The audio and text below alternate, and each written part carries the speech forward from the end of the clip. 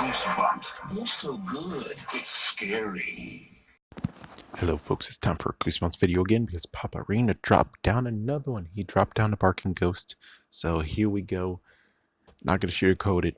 This is the first video I'm making. The differences is going to happen later. Well, in quotations later, but anyways, let's go with something that I can do very easily without watching the episode. The book itself. Let's try to rewrite it, shall we? So what we have here is 3 kids, Cooper, Mickey, and Fergie. And you also have this weird shed, and you have 2 barking ghosts that turns out to be real and turns out to be actually humans that got a curse on them. Okay. And son of a bitch. Okay, I don't give a care. Let's keep going. Hold on. Alright, well, besides that stupid crap. So let's see. PopArena actually did a great rewrite of this. So what can I do that would be totally different? Well, first things first is I guess keep things the same except for the whole prank war stuff. The pranking. I mean, you can keep it, but you will turn it down a minimum. I definitely need to remember the episode. I'm pretty sure the episode itself, the writers in the episode, actually was like, yeah, let's cut all that stuff out. Yeah, let's do that. But since they didn't really have much to work with, they actually have the same exact issue that the book has. But they were able to clean it up, though. Yeah, they didn't actually add more stuff to it. But of course, look at the differences video as soon as I do that one to actually make sure I'm correct on that. So let's see.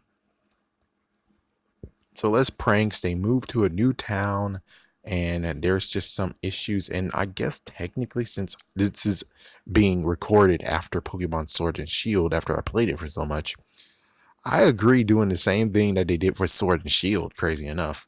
That he actually looks out in the window at one point and he sees 2 shadowy dogs. Yep, and fog. So the fog comes in and comes out. He sees those dogs and he just looks, yeah, it's like maybe like a few times he already does it, you know? He does it and that'll be interesting. Let's see. Should we incorporate why and how and everything? I think it should be, but more than anything, instead of being like the black box, I would say more the fact of maybe the shack has something very important about it. Like for instance, for the reason why it's changing and stuff is because, again, yes, a witch put a curse on it, but the thing is that it's more like a house that the witch had at one point, and to ward off trespassers, because, well, she did die. To ward off trespassers, she has like some kind of emblem there, and the emblem actually is able to turn the trespassers into ghostly dogs. But if the trespassers bring more trespassers in, then they're able to switch bodies with the people, and the newer ones are turned into the dogs as well. So that kind of helps. Let's see. Anything else? Should we change Cooper how Cooper is, who's scared as hell? Yeah, because Mickey seems like the one that's not gonna actually do anything. He's just a muscle. So Cooper might have to become the brains of the operation. It's either that or we just allow Fergie to become the brains of the operation. She does all the research and stuff, even though she's been here for so long. So why exactly didn't she do research on it in the first place? I mean, she loves the woods and everything, so why in the world didn't she see the dogs as well? So that's kind of like the thing of where maybe she actually does talk to Cooper at one point and does say, oh yeah, the dogs, yeah, I saw those dogs too. Yeah, it's kind of eerie. It's like, I love the woods and all, but I don't go there at night because, well, the dogs. It's like that would be something interesting to put into the spin of things too. So it could be that we could actually make it to the part of where there's some special thing that Fergie wants to go out and get, even though it's like it's nighttime or something, or there's more stuff that's going on that actually is luring the kids into the dark, into the woods at night. Like for instance, maybe stuff is now getting lost. Like for instance, maybe she has her favorite shoes and one of her shoes is gone. Cooper has a book. Since they do mention Stephen King, why not say that, yeah, the Cujo book is missing. So there's many things that's missing, and you have no choice but to go into the woods and see if they actually all the stuff is going in there, which of course it is. They're all in a pile in that, in quotations, changing room or log cabin or shed. So they have no choice but to go in, and of course the two dogs, as soon as they go in, two dogs go in with them, and the body's changed. So yeah, there you go, and the dogs are like, yes, we got you. We got you. Oh, wait. I think technically we can add a little bit more to this to where not only it's been booby trapped, but it's a certain place you have to stand or trigger for the thing to go on. So basically the whole thing is it's booby trapped. It has emblems of dogs, dogs in gold on it. And if you step in a certain spot, you turn into a dog or you switch bodies with someone. Yeah, something like that. It's either that or it's the worst possible thing of where, yes, there is a booby trap and there's another booby trap in there where the second booby trap, because they have holes too. Yeah, they have a hole in the thing. Is that maybe the second one? Come on now. Maybe the second booby trap actually is the one with the hole. So this, what happened to them is that they didn't trigger the first one. Instead, they triggered the second one, and they fell into the hole and they died.